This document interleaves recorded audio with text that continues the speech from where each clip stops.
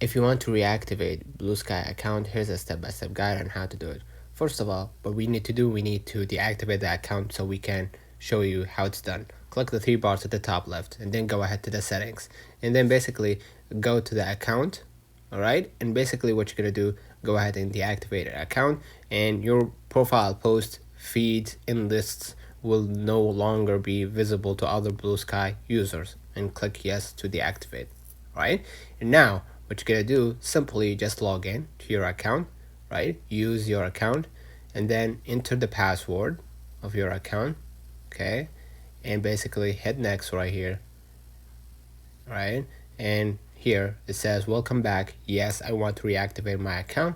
Go ahead and click yes, reactivate my account, and basically now you're back and running. So let me know in the comments if this video helped you. Don't forget to like and subscribe, and thank you for watching.